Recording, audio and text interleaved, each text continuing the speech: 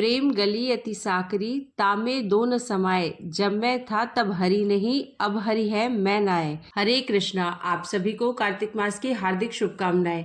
आप सभी पर श्री कृष्ण की कृपा सदैव बनी रहे और आपकी झोली खुशियों से भरी रहे। आज आप सुनेंगे कार्तिक मास महात्म्य की आगे की कथा। इससे पहले सुनिए भगवान श्री कृष्ण की भक्ति की एक बहुत ही सुंदर कहानी। आशा करती हूँ कि आपको महात्म्य से पहले सुनाई जा रही ये कहानियाँ अच्छी लगती होंगी। अगर आपको अच्छी लगती है तो वीडियो को लाइक करके चैनल को सब्सक्राइब जरूर करें।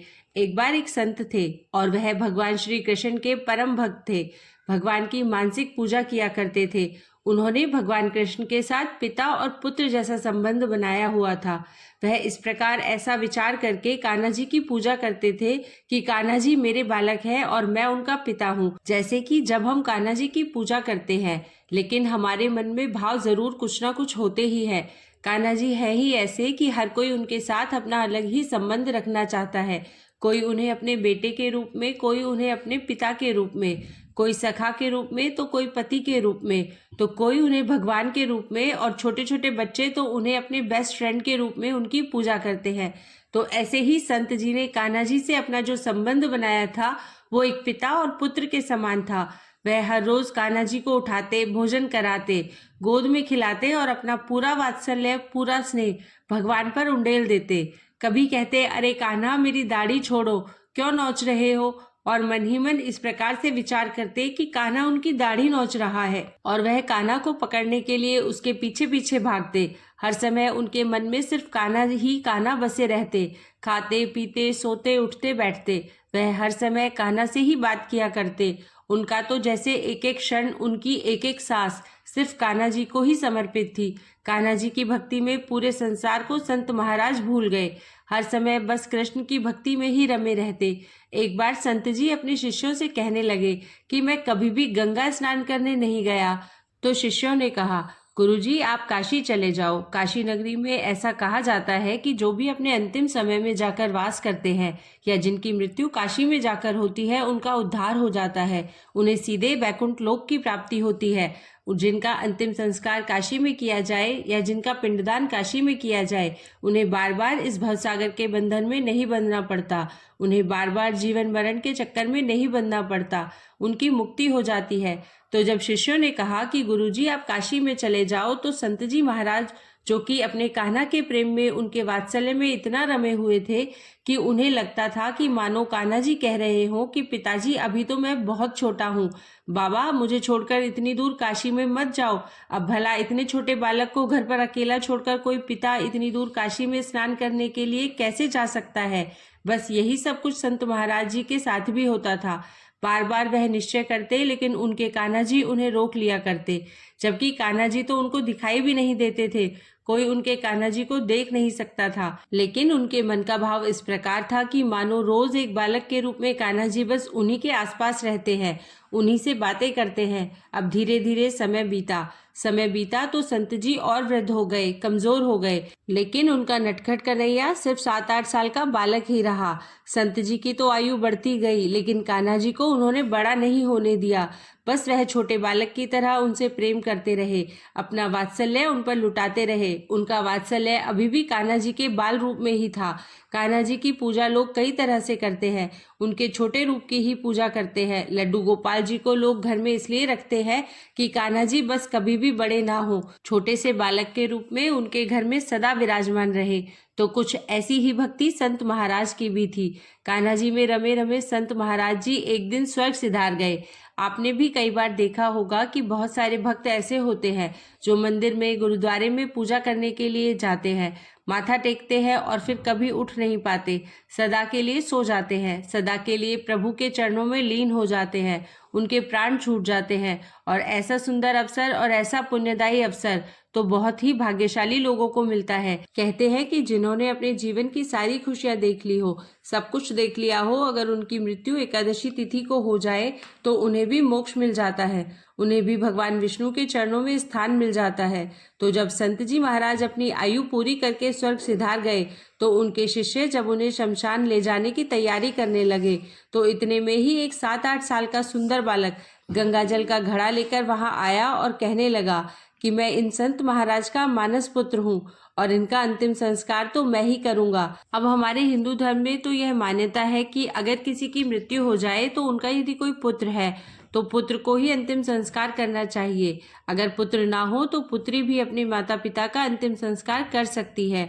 तो जब वह बालक कहने लगा कि मैं इनका मानस पुत्र हूँ, इनका अंतिम संस्कार तो मैं ही करूंगा और मेरे बाबा की बहुत इच्छा थी कि मैं काशी जाकर स्नान करूं, लेकिन वह कभी जा नहीं पाए, लेकिन अब मैं उनकी इस इच्छा को अवश्य ही पूर्ण करूंगा, इसीलिए तो मैं साथ में गंगाजल का यह घड़ा लेकर आया हूँ। बालक ने कहते ही संत महाराज के पार्थिव शरीर को गंगाजल से स्नान कराया, संत जी के माथे पर तिलक लगाकर उनका अंतिम संस्कार किया।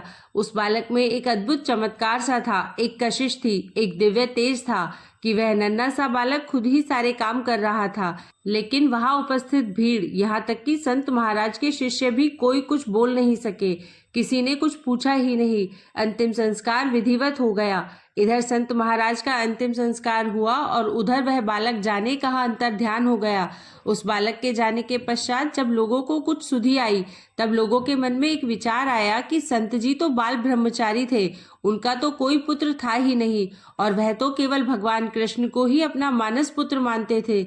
इसलिए कहीं ऐसा तो नहीं कि भगवान श्री कृष्ण ही स्वयं संत जी के पुत्र के रूप में आए थे। और तब सबने यह विश्वास कर लिया कि हो न हो कान्हा जी ही संत महाराज के मानस पुत्र बनकर ही यहाँ पर उनका अंतिम संस्कार करने के लिए उपस्थित हुए थे। कहते हैं कि अगर भक्त की भक्ति सच्ची हो तो कान्हा जी किसी न किसी रूप में आकर अपने भक्तों की अवश्य ही इच्छा पूर्ण कर लेते हैं। इससे पहले के अध्याय में आपने जाना था कि किसी भी मंदिर में ध्वजारोहण करने से किस पुण्य की प्राप्ति होती है। जाने अनजाने में किया गया ध्वजारोहण किस पुण्य की प्राप्ति करा सकता है, और अगर श्रद्धा पूर्वक ध्वजारोहण किया जाए यानी कि मंदिर में झंडी बांधी जाए तो इससे क्या पुण्य मिलता है। अगर आप इस बारे में जानना चाहते हैं तो इससे पहले का अध्याय आप जरूर सुनिएगा। सारी कथाएं सुनकर महाराज पृथु ने देवर्षि नारद जी से निवेदन किया कि हे मुनिवर, अब आप कृपा करके कार्तिक मास के व्रत के उद्यापन की विधि सुनाने की भी कृपा करें। तब देवर्षि नारद बोले, नारायण नारायण, हे राजन, कार्तिक शुक्ल चतुर्दशी को कार्तिक मास के व्रत की संपूर्णता के लिए उद्यापन करना चाहिए। पूरे घर में गाय के गोबर का चौका लगाकर तुलसी के ऊपर मंडप बनाए, द्वारों पर मिट्टी के 4 द्वारपाल स्थापित करें, जिनका नाम पुण्यशील, सुशील, जय और विजय रखे। फिर तुलसी के पास में ही सर्वतोभद्र चक्र बनाकर उसके पास में ही पंचरत्न युक्त कलश स्थापित करें। सर्वतोभद्र चक्र बनाने से सभी 33 कोटि देवी देवताओं की पूजा हो जाती है। श्री लक्ष्मी नारायण की सोने की अथवा मिट्टी की मूर्ति बीच में रखकर फिर नवग्रह, उपग्रह, 10 दिक्पाल और पंच लोकपाल आदि स्थापित करें। फिर स्वस्ति वाचन करके गणेश जी और विष्णु आदि देवताओं का षोडशोपचार पूजन करना चाहिए। फिर भगवान को पीले रंग की सुंदर रेशमी पोशाक पहनावे और शैया का दान करे। फिर ब्राह्मणों को भोजन कराए और गौ माता की पूजा करके यदि संभव हो तो गौदान करे।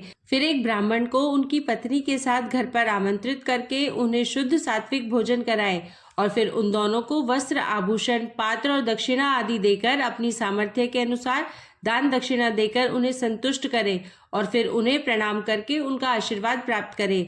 यह सब कार्य श्रद्धा पूर्वक करने से व्रत का पूर्ण फल प्राप्त होता है और अंत में विष्णु लोक की प्राप्ति होती है। जो भी व्यक्ति कार्तिक के इस व्रत को कहता, सुनता और देखता है, उसे भी इस व्रत के चौथाई फल की प्राप्ति होती है। इस प्रकार उद्यापन का पूर्ण विधि विधान बतलाने के पश्चात श्री सूत जी महाराज बोले कि हे ऋषियों, अगर किसी में उद्यापन की सामर्थ्य ना हो तो कुछ ब्राह्मणों को भोजन करा दे। ब्राह्मण ना मिले तो गाय, पीपल या फिर वट वृक्ष का ही पूजन कर ले, क्योंकि पीपल का वृक्ष विष्णु भगवान का और वट वृक्ष शिव जी का स्वरूप माना जाता है। इसी प्रकार पलाश ब्रह्मा जी का रूप माना जाता है। यह सुनकर ऋषियों ने पूछा, हे सूत जी, ब्रह्मा, विष्णु और शिव जी वृक्ष भाव को किस प्रकार प्राप्त हुए, यह भी बताने की कृपा करें।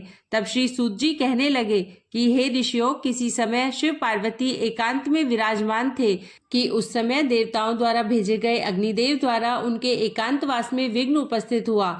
इस पर पार्वती जी ने क्रोधित होकर देवताओं को श्राप दे दिया कि तुम सभी वृक्ष रूप हो जाओ। तब विष्णु जी गया जी में जाकर पीपल और शिव जी काशी में अक्षयवट और ब्रह्मा जी पलाश रूप हो गए। बस तभी से पीपल और वट वृक्ष का पूजन होता है। तब ऋषियों ने पूछा कि शनिवार को पीपल का पूजन होता है मगर रविवार को नहीं, इसका क्या कारण है? अब कृपा करके हमें यह भी बतलाइए। ऋषियों के प्रश्न को सुनकर श्री सूत जी महाराज कहने लगे कि हे ऋषियों, समुद्र मंथन के समय 14 रत्नों में से कौस्तुभमणि और लक्ष्मी जी को प्राप्त करने के बाद भगवान विष्णु लक्ष्मी जी से विवाह करने को तत्पर हुई। तब लक्ष्मी जी ने भगवान से कहा कि प्रभु, मेरी बड़ी बहन दरिद्र अभी अविवाहित है, पहले उनका ही विवाह होना चाहिए। यह सुनकर भगवान विष्णु ने लक्ष्मी जी की बड़ी बहन उद्दालक ऋषि को सौंप दी। यद्यपि दरिद्र का रंग काला, नेत्र लाल और बाल बिखरे होने के कारण वह बहुत ही कुरूपा थी, फिर भी भगवान की आज्ञा मानकर उद्दालक ऋषि दरिद्र को अपने आश्रम में ले आए। आश्रम में आकर दरिद्र ने देखा कि वहां तो वेद पाठ और हवन आदि हो रहा है। यह देखकर उसने मुनि से कहा, मैं ऐसे स्थान में रहने की बजाय उस स्थान में रह सकती हूँ जहाँ चोर, जुआरी और ब्राह्मणों का अपमान करने वाले लोग रहते हों। दरिद्र की यह बात सुनकर उद्दालक ऋषि तो बहुत ही दुखी हुए और फिर उसे वही छोड़कर यह कहकर चले गए कि मैं तुम्हारे लिए कोई उपयुक्त स्थान देखकर आता हूँ जहाँ तुम आराम से रह सको। ऋषि के जाने के बाद कुछ देर तक तो दरिद्र ने उनकी प्रतीक्षा की। जब काफी देर हो गई, ऋषि वापस नहीं लौटे तो वह रोने और चिल्लाने लगी। तब लक्ष्मी जी ने भगवान से कहा कि हे भगवान, ऋषि द्वारा त्याग दिए जाने के कारण मेरी बहन दरिद्र अत्यंत दुखी हो रही है, इसलिए आप जाकर पहले उसे शांत कीजिए। तब विष्णु भगवान लक्ष्मी जी सहित वहां आकर कहने लगे कि हे दरिद्र, तुम पीपल में निवास करो। पीपल हमारा ही अंश है। जो कोई कार्तिक की पूर्णिमा को पीपल का पूजन करेगा वह हमें प्राप्त होगा और उसके यहाँ लक्ष्मी जी का वास होगा। जो शनिवार को सूत लपेटकर तुम्हारा पूजन करेगा उसके सभी मनोरथ सिद्ध हो जाएंगे, परंतु रविवार को जो भी तुम्हारा स्पर्श करेगा वह दरिद्री हो जाएगा। ऐसा कहकर भगवान लक्ष्मी जी सहित अंतर ध्यान हो गए। श्री सूत जी कहते हैं कि इसलिए रविवार के दिन पीपल के वृक्ष को स्पर्श नहीं करना चाहिए। सूत जी ने कहा कि जो भी इस कथा को पढ़ता है अथवा सुनता है उसे बद्रिकाश्रम यात्रा का पुण्य फल प्राप्त होता है। ऐसा कहकर श्री सूत जी महाराज कुछ क्षणों के लिए मौन हो गए। आज के अध्याय में बस इतना ही। इसके आगे का वृतांत आप सभी कल के अध्याय में सुनिएगा। अब सुनिए श्री तुलसी चालीसा पाठ और तुलसी माता की आरती। श्री तुलसी महारानी करु विनय सिर नाय, जो मम हो संकट विकट दीजे मात नशाए। नमो नमो तुलसी महारानी, महिमा अमित न जाए बखानी। दियो विष्णु तुमको सन्माना, जग में छायो सुयश महाना। विष्णु प्रिया जय जयति भवानी, तिहु लोक की हो सुख खानी। भगवत पूजा कर जो कोई, बिना तुम्हारे सफल न होई। जिन घर तब नहीं होए निवासा, उस पर करही विष्णु नहीं बासा। करे सदा जो तब नित सुमिरन, तेहि के काज होए सब पूरन। कार्तिक मास महात्म तुम्हारा, ताको जानत सब संसारा। तव पूजन जो करे कुवारी, पावे सुंदर वर सुकुमारी। कर जो पूजन नित प्रति नारी, सुख संपत्ति से होए सुखारी। वृद्धा नारी करे जो पूजन, मिले भक्ति होवे पुलकित मन। श्रद्धा से पूजे जो कोई, भवनिधि से तर जावे सोई। कथा भागवत यज्ञ करावे, तुम बिन नहीं सफलता पावे। छायो तब प्रताप जग भारी, ध्यावत तुम ही सकल चित्तधारी। तुम ही मात्र यंत्रन तंत्रन, सकल काज सिद्धि होवे क्षण में। औषधि रूप आप हो माता, सब जग में तब यश विख्याता। देव ऋषि मुनि और तपधारी, करत सदा तब जय जयकारी। वेद पुराणन तब यश गाया, महिमा अगम पार नहीं पाया। नमो नमो जय जय सुख कारणी, नमो नमो जय दुख निवारिणी। नमो नमो सुख संपत्ति देनी, नमो नमो अघ काटन छेनी। नमो नमो भक्तन दुख हरनी, नमो नमो दुष्टन मद छेनी। नमो नमो भव पार उतारनी, नमो नमो परलोक सुधारनी। नमो नमो निज भक्त उबारनी, नमो नमो जन काज सवारनी। नमो नमो जय कुमति नशावनी, नमो नमो सुख उपजावनी। जयति जयति जय तुलसी माई, ध्याऊं तुमको शीश नवाई। निज जन जानी मोही अपनाओ, बिगड़े कारज आप बनाओ। करु विनय में मात तुम्हारी, पूरन आशा करहु हमारी। शरण चरण कर जोरी मनाऊं, निष्दिन तेरे ही गुण गाऊं। करहु मात यह अब मोह पर दाया, निर्मल होए सकल मम काया। मांगू मात यह बर दीजे, सकल मनोरथ पूर्ण कीजे। जानू नहीं कुछ नेम अचारा, क्षमहु मात अपराध हमारा। 12 मास करे जो पूजा, तासम जग में और न दूजा। प्रथम ही गंगा जल मंगवावे, फिर सुंदर स्नान करावे। चंदन अक्षत पुष्प चढ़ावे, धूप दीप नैवेद्य लगावे। करे आचमन गंगा जल से, ध्यान करे हृदय निर्मल से। पाठ करे फिर 40 की, स्तुति करे मात तुलसा की। यह विधि पूजा करे हमेशा, ताके तन नहीं रहे कलेशा। करे मास कार्तिक का साधन, सोवे नित पवित्र सिद्ध हुई जाही। है यह कथा महासुखदाई, पढ़े सुने सो भव तर जाई। तुलसी मैया तुम कल्याणी, तुम्हरी महिमा सब जग जानी। भावना तुझे माँ नित नित ध्यावे, गा गा कर माँ तुझे रिझावे। यह श्री तुलसी चालीसा पाठ करे जो कोय, गोविंद सो फल पावही जो मन इच्छा होय। बोलिए तुलसी माता की जय, कृष्ण गोविंद की जय। तुलसी माता की आरती।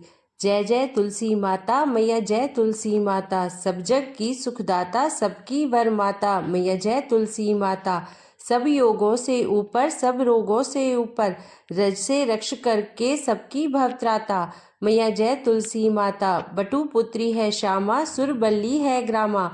विष्णु प्रिय जो नर तुमको सेवे, सो नर तर जाता मैया। जय तुलसी माता, हरि के शीश विराजत, त्रिभुवन से हो वंदित, पतित जनों की तारिणी तुम हो विख्याता मैया। जय तुलसी माता, लेकर जन्म विजन में आई दिव्य भवन में, मानव लोक तुम्ही से सुख संपत्ति पाता मैया। जय तुलसी माता, हरि को तुम अति प्यारी, श्याम वर्ण सुकुमारी, प्रेम अजब है उनका तुमसे कैसा नाता। हमारी विपदा हरो तुम, कृपा करो माता मैया। जय तुलसी माता। बोलिए तुलसी मैया की जय, कृष्ण गोविंद की जय।